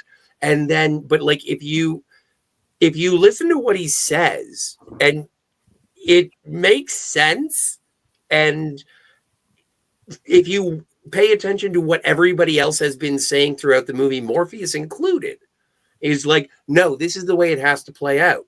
This is the way that I heard it was going to play out. Neo is the only one who's like, why? Mm-hmm. I can do whatever I want. It's not up to you. Yeah. Well, it's always like the way I said about the first movie. It's like, why is everybody blindly trusting the Oracle? There's something wrong here, and that's why. And so I was surprised on first viewing when she herself brings that up in the second movie. I was like, oh, okay, I was on something. Yeah, but it goes to the Morpheus part. You need to believe in something, and that's to be able to carry on. You need that structure, and the Oracle was providing that structure. And going back to what we talked about, rejecting paradise and needing chaos in order to make it real. That part of their lizard brain, that part of their instinct chooses to trust the Oracle and follow what she's recommending. By Yeah, the I'm way, just saying everybody, unbalanced. speaking of not being a subject of control, I can see that there are 7 people watching. We only have 5 likes. Come on, you two. Life cannot be contained. Let's give a like. I like that Lemon Pie tells us that George Costanza always wanted to pretend to be an architect. Yeah. Believe it or not, Neo's not at home. I was the first program, Art Valendelay. Hells yes. And he's using the Festivus pole to beat the crap out of all the Smiths. The thing which I had a really hard time jumping into is how does Smith manage to infect like a real, like once he gets one of the people in the Matrix, when he jacks out of it, that digital contamination follows into the real world. I thought that was so bizarre. That was something that was really just like, what? Well, that's one thing that I always was curious when you go to the first movie and he's sitting and Neo is sitting on the chair and they're downloading the software of how to do Kung Fu. And when he wakes up, he says, I know Kung Fu. And he says, okay, show me. But in this case, Agent Smith is able to not only download how to do Kung Fu, but actually take it into the real world and do it. Right. And it's like, and I could see if it had been a situation where he was coming through the cables and he was jacked in, but this is like, doing that infection thing of somebody in the Matrix. And then when they pick up the phone, it allows that, because you figure that when you're jacking out, it's like, admittedly, it's always been a weird thing because it's not like you were physically being put into the Matrix. It's like a visual medium for us to understand that they're jacking out. Well, but you know what I attribute it to? I attribute it to when you connect your phone's USB to the computer. If you don't exit it before you take off the cable, you're going to hit an error. And I think that's why. Yeah, I found it interesting that he's able to infect a living, breathing person as a computer program outside with of radio waves and electrons and energies. That's why he just like energy. He is the source of energy. He just went in there and killed the original energy, and he took over. It's energy. Well, they go out of their way in the first movie to say that if you die in the Matrix, then you die in the real world. Mm-hmm. And that means that you in the Matrix is a digital representation of your, electromagnetic, like what is feasted upon by the machines in the Matrix, right? Mm-hmm. Yeah. And so for Smith to be able to copy himself, which is obviously something that is new to this incarnation of the Matrix, once he injects himself and he can get out, like he's copied himself into Bane. Yeah. Then he just uploads his consciousness into the meat puppet. Well, I kind of perceived it. It's like when people say they have the falling dream or they wake up in a jolt. It's like the Matrix. I didn't think you were actually going anywhere. It's like a virtual reality that is so real because it's hooked up to everything. So your actual physical body in the pod is responding to things that are going on in there. And it's such a convincing VR, even though nothing is actually happening. Like you're not actually doing any of those things, which is why I was surprised that then he could kind of go through. I mean, I guess it kind of somehow tracks. It's just kind of weird because it's not. The Matrix isn't a real place. I think it's like it's also. VR. It's all in your mind. Yeah, I think we also have to consider that everyone in this world, biologically speaking, are very different than your average human because they all have all those ports on their body, kind of like a USB port. So that also has to be considered into why the phrase "if you die in the Matrix, you die in the real world," because you're not just connecting your a virtual reality; you are connecting your very essence into this program. Yeah. But it's also interesting how they can do all of that in the Matrix, but when you're in the real world, especially when Neo is having to fend off the bastardized Bane, who's now Agent Smith, that he can't fly, he can't fight super quick. He has to brawl out of there, and it's not like Revolutions where he actually taps into it. Well, that's what I mean. It's like the program. It's like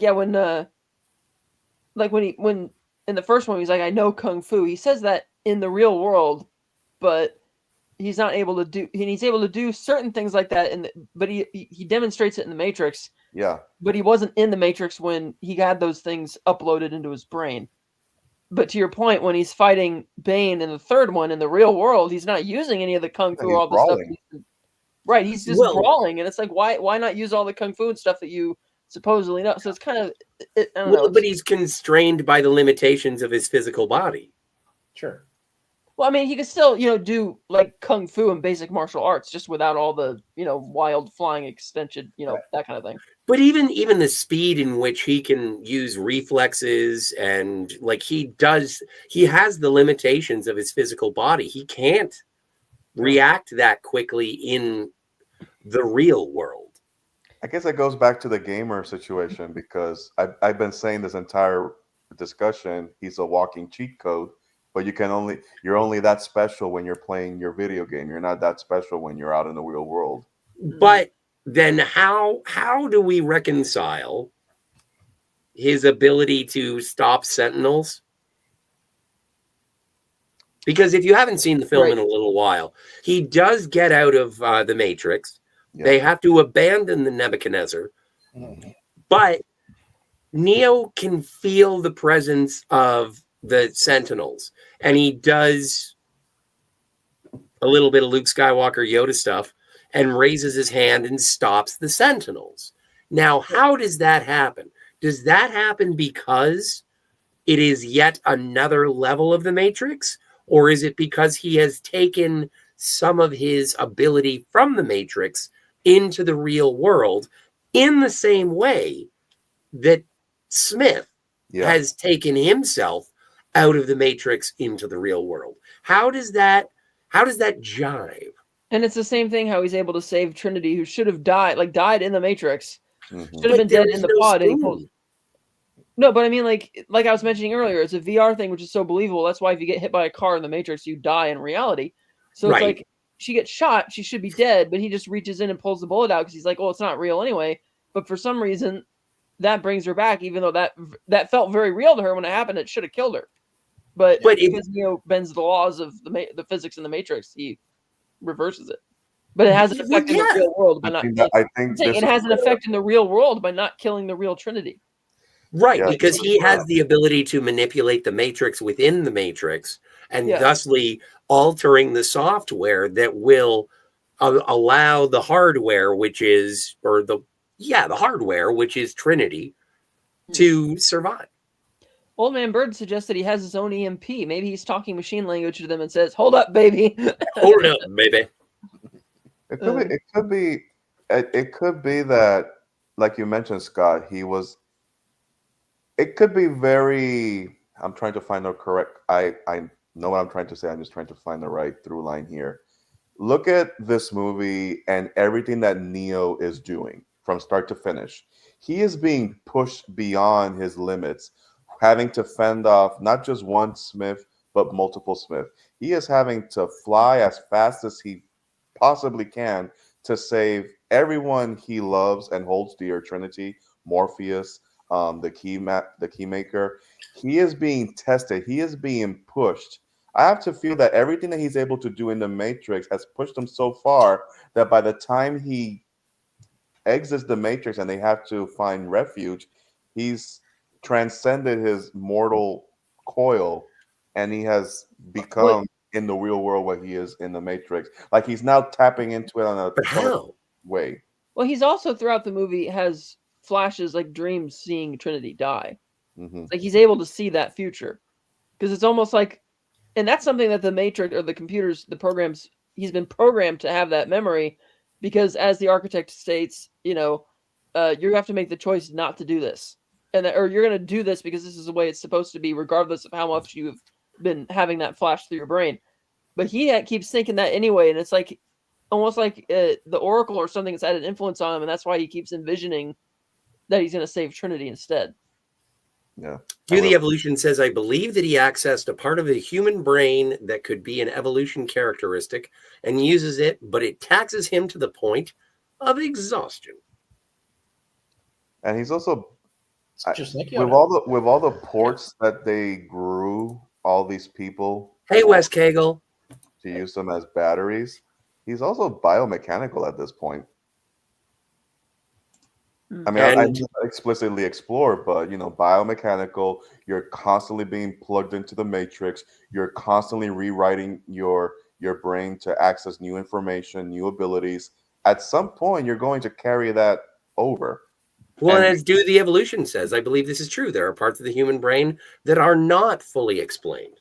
but because they're constantly tapping into it in the matrix, he is awakening and he is being able to access it because he is the one. He has that through line. Yes, I believe that's yes.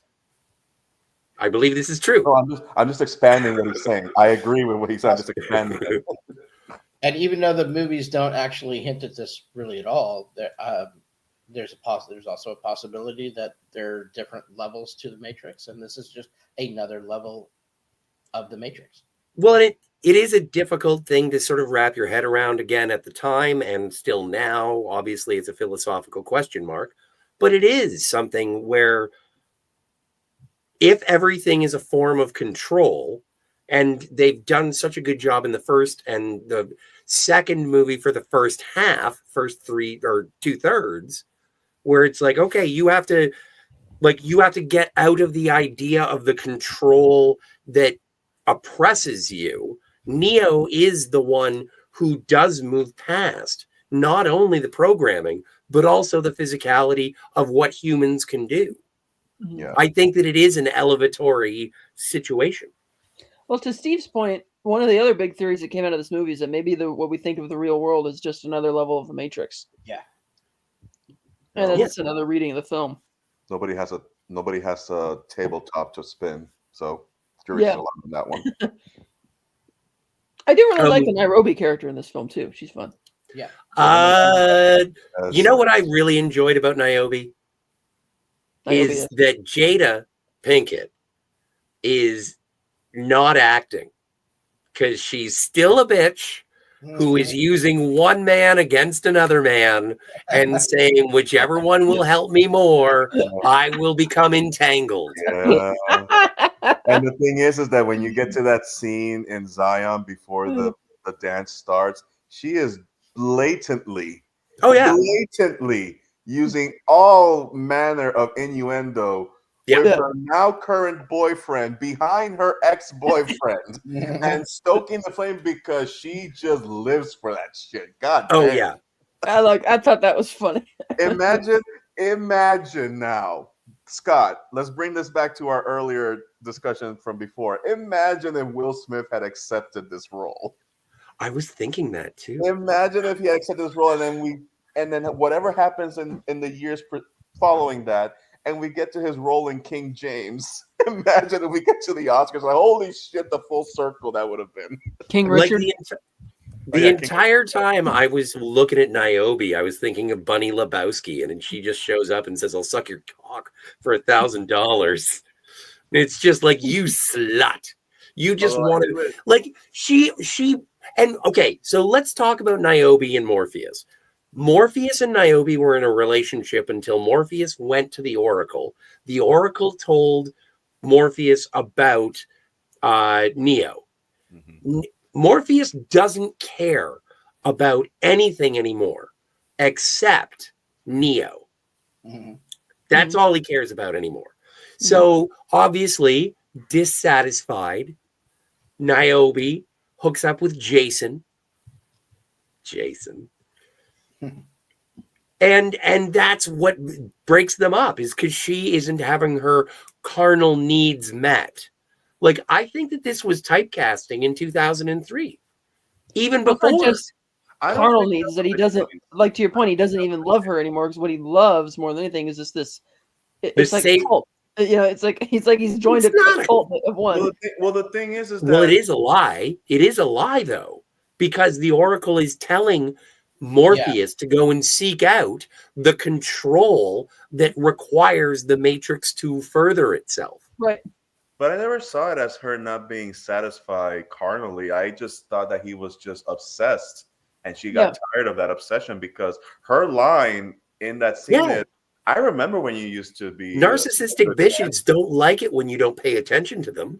Yeah, it's like I remember when you used to dance, you were very good at it. It's like, oh, you're not talking about dancing, are you? Right, No, but I'm it's not talking about Jada. That's not a narcissism thing, though, Scott. That's like No, it's not. like he joined. Like I meant, he made a cult of one, and he's joined, and he's just not him anymore. I'm just mad at Jada Pinkett. Like he can still rock her world. He's just more focused on the religion.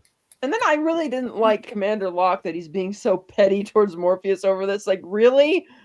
That's clearly what's bothering you more than not agreeing with Morpheus's beliefs is the idea that, oh, you were with my girl. It's like, who cares? But also, like, I think it's interesting that Locke is another representation of a binary thinking. It is a cause and effect. We need the 12 ships. That is the only way we can respond to this. Locke is thinking like a machine. It is something that is attractive about Morpheus in terms of his faith and the questioning of his faith. It's going to be interesting next week when we talk about how Morpheus sort of takes a back seat to the entire story as a disgraced prophet. Mm-hmm. Right, and that's interesting because we see that Commander Locke has Captain Locke has very harsh words for the council for going over his head and allowing not one but two ships to leave on this mission, and how they're like, well, philosophy, and you have the one guy played by actually Cornel West, a legit, philosopher. Yeah. It's not just a matter of belief that it's like, it's also as per stratagem, you're hedging your bets, and why let's try something because there's more, like Zerbe tells him there's more to, or Anthony Zerbe, I should say, says, I believe there's more to winning this war than just the amount of ships that we have. Because it's clear that we see that they, from what the Osiris reported before it wrecked, which again, I still feel that should have been a live action segment to open the movie. They're not going to stand a chance. I think all the money went into the highway scene. Oh yeah, and the remnants of which you can still see on Alameda Island. But that's all the there's more to winning this war potentially than that, and they don't stand much of a chance of it. Yeah, it's nice. It's nice that we're talking about. See, this is the thing that the robots will never have: the freedom that the humans have, but still at their core, they're basic as fuck. And I did that, and it does, of course, emphasize, unlike the first movie, which tries to feel like a complete story, this one very much has that hard to be continued ending with the awkward framing of the shot where it just pans over, and we see that Bane is now in the real world, has been saved, is aboard the ship. The sole survivor. The sole survivor. Assault. The sole survivor. Right. I guess this captain never put him in the hole. No, because the captain said he was going to put him in the hole. I guess. Yeah. Smith. Well, but it didn't matter what was going to happen because the according to Locke, we had to go to a junction, which was basically the last line of defense. We knew that that's where there was going to be a lot of difficulty. Somebody set off an EMP too early, killed 5 ships. I'm guessing it was Bane. Oh yeah, of course. Yeah. And there was only one survivor. We'll find out. I hope. We'll see. We can discuss it next week as to how Bane survived. That channel. Yeah, but like these are all like I wish I could say that we can give you all the answers on the Matrix Reloaded. No, we can't. No. You know what's no one here is correct. Correct. Indeed.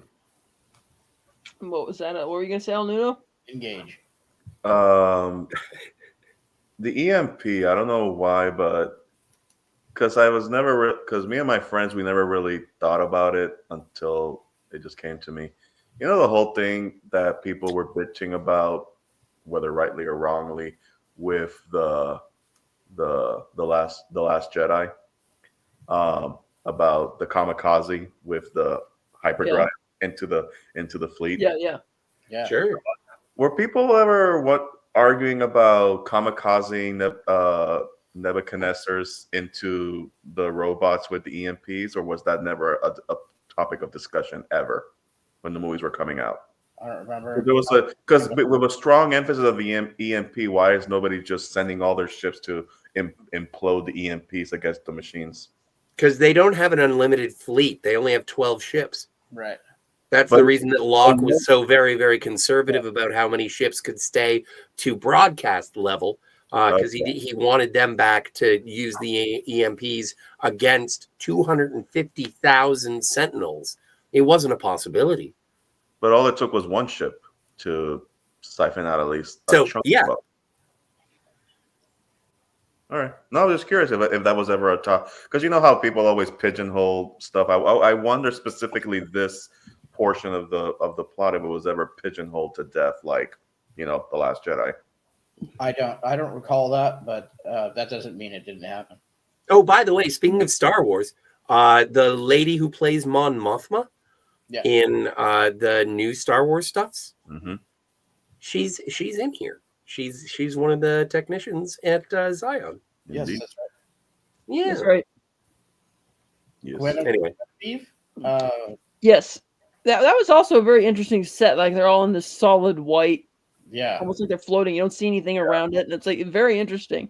it was a construct, wasn't it? It was like a matrix construct in the room.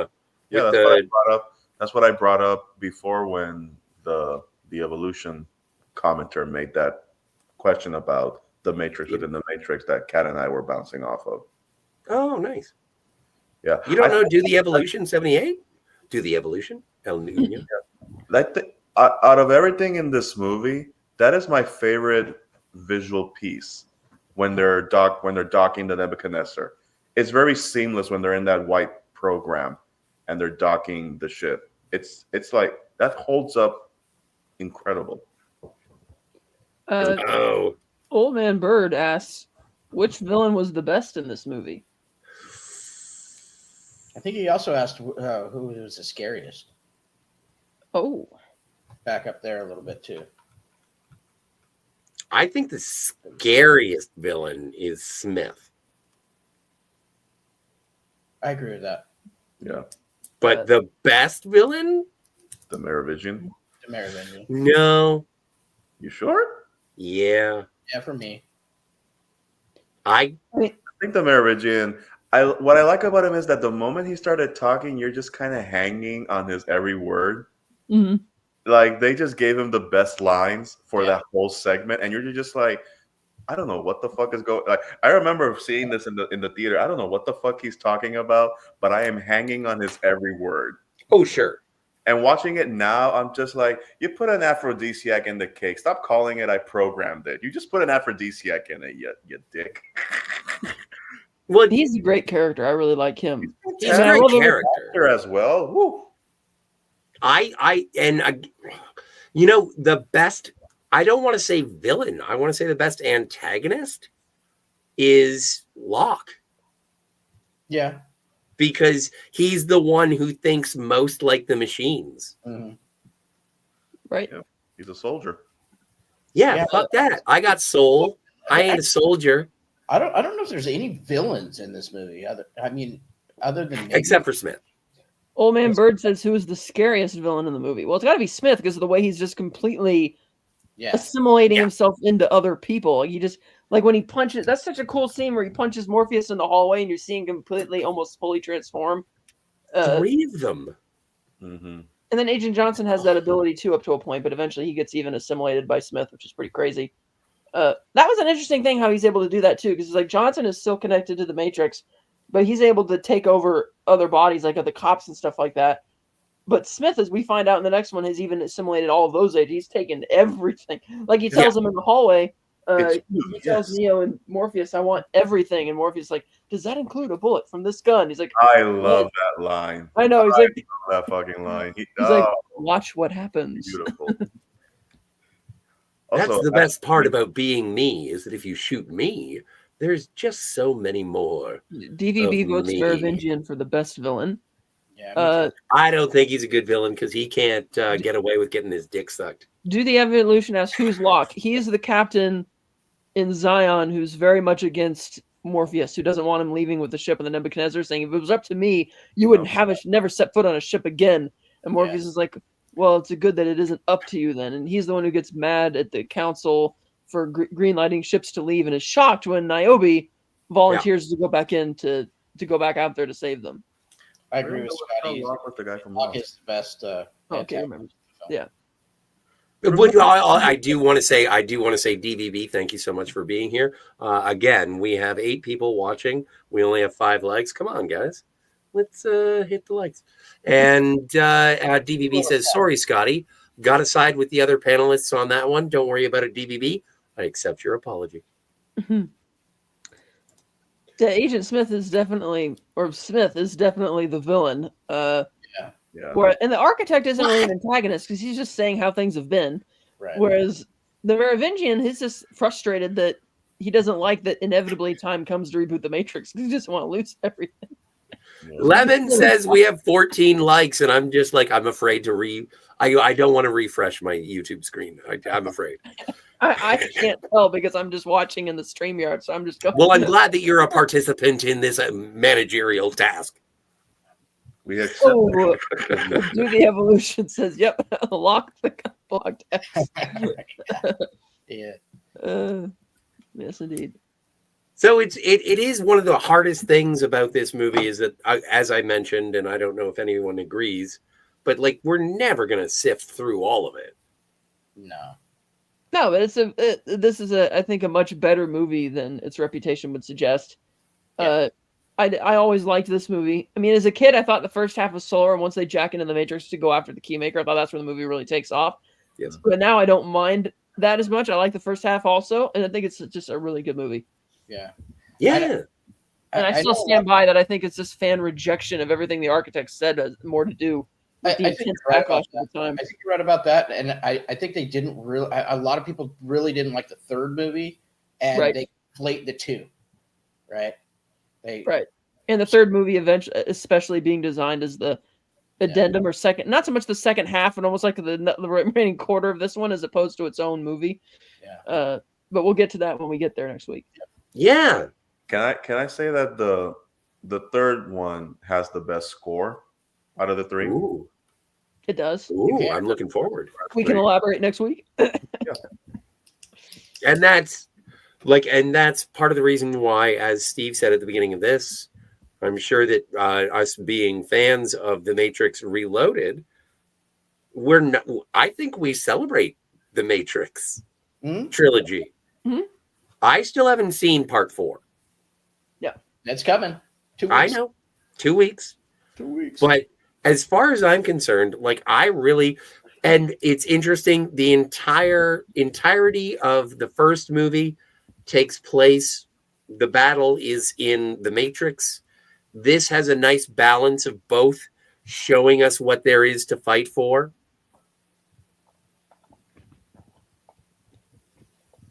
Interesting. Jamie G Sorry, says looking on for- rewatch, I actually liked Matrix 3 more than 2. Hot take, I guess. But do you have takes All film's subjective, man. Yeah. until you're wrong? And welcome to the show. Well, it's never stopped you, sir. No, I'm just kidding. I cannot. Thank you, make DVB. Yeah. Everybody. Oh, I forgot. We didn't give it ratings out of 10. What are we rating these out of again? Red pills. Red pills. How Red many pills. red pills?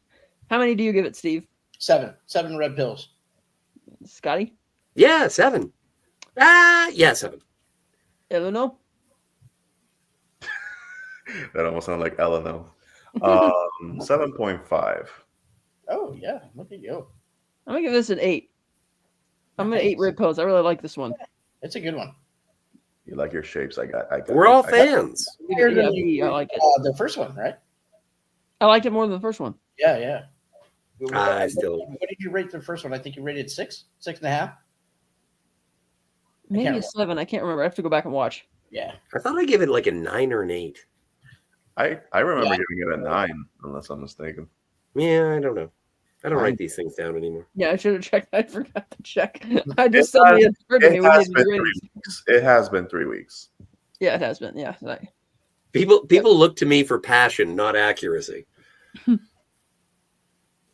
But yeah, I think it's a worthy successor to the original and a great bridge of a trilogy that will become a quadrilogy. Right. Mhm. Look at your quads. So, I'm looking forward to. It's been a while since I've watched Revolutions. I am looking forward to that. I'm not going to get ahead of myself. I've heard many things about Resurrections, but I'm not gonna deal with that until a little later. Yeah. So yeah, You'll watch it. You'll either love it or hate it, or somewhere in between. And we'll talk about it. It'll be fun. That's It will what we're be. here for, right? That's right. Yeah. Yeah. I know it's just a bunch of bits and bytes and code, but I know that this steak is going to be juicy and succulent and delicious. And what I'm going to say is that ignorance is bliss. That's right. It's fun. It's I the should have Matrix. go right there. Nah, no. I can't have the last word. That would have been good, though. Well, thank you to the chat. Yeah. Many, a lot more than we've had in a long time. We had DVB, Jamie G, Do the Evolution, Lemon Pie, Old Man Bird. Thank you. You keep the lights on around here. Herc 130, Daniel's Hot Topics, West Kegel. Thanks for showing up. DJ Play Nice, rock. Let's see. We got who else we got in here? We have also. Did I miss anybody else? I think I probably did. There is one person that we haven't mentioned. Lemon Pie. Who? Me. Smith was here? Joe's Atmosphere. Thank you Joe's for being here, Atmosphere. Joe's That's right. Atmosphere. Yes, Joe's Atmosphere. And it looks like we got them all. But yeah, and man, Eugene, 2 super chats. Thank you so much. Yeah. Awesome. Yeah. We're gonna have to do some sort of giveaway or something. Oh, by the way, just don't forget, go to my X account at ScottyR37 and buy me a She-Hulk. It's funny how you phrase that. Go to my ex account. And I'm like, wait, your ex? Why do we need to bother your ex? Right. because her name is Jennifer Walters. Right. Oh, guess I got here late. No problem. Thanks. Oh yeah, but we got a lot of videos you could check out on our playlist on the YouTube page. They're all very fun. Yes, we yes. ramble for hours about all sorts of things. You should check Penguin. You should check our Penguin review. Lots of good shit there. Oh yes. Yeah. Let's raid a channel. I'm feeling sassy tonight. Let's go. I don't know who he's even That's playing. Thank you. But yeah, thank you everyone for being here, and thank you for supporting our shenanigans, and we appreciate it. Thank you, DJ. Hey, Remember DJ for 5 Playnice. months. Rock. See, there you go. DJ Play Nice has been on our side for 5 months. Just became a sponsor. Nice. Hot diggity. Thank you. Oh boy, time to run for president. Of the internets. Yes. Of the YouTubes. That's exactly what I meant. The internets. Yes. Run for architect. So how do we close this out? What do we do? I just before we go, if anybody please would like a free copy of my audiobook Colliders, hit Scotty up on X, and we'll hit Phantasmagoriums up on X. Yeah, and we'll get you the code. Buy my book, Beyond the Breach, the new book, anywhere books are sold. Find me on YouTube and SoundCloud at DJ Chili T. If you like house music, there's a bunch of good house music. I release almost weekly so far this year. And he has underground cave orgies. Yes. Yeah. And thanks to DVB, we inspired him to rewatch the Matrix trilogy. That's what we love doing, inspiring people to love movies and check them back out again and look at them with fresh eyes. It's a good rewatch, man. Especially if you haven't seen it in a while. It's a really good rewatch. And DVB, you got to be here in 2 weeks because I haven't seen the 4th one either. Yeah. Yes, that'll be fun to do as a group. I'm looking forward to Eugene Burb's donation for the 4th part. He's just going to sit quietly and look at me and be like, does he like it? Does he like it? That looked like a sentinel. This is how the sentinels look. Tentacles. Sentinels with tentacles. Tentacular. Tentacles. Absolutely tentacular. Woohoo. Woohoo. Old man Bird, say hi to your brother Brad.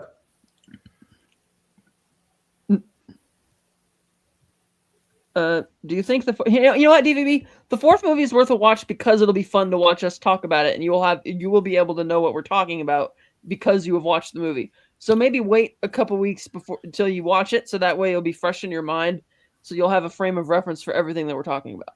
But Yeah, I don't know.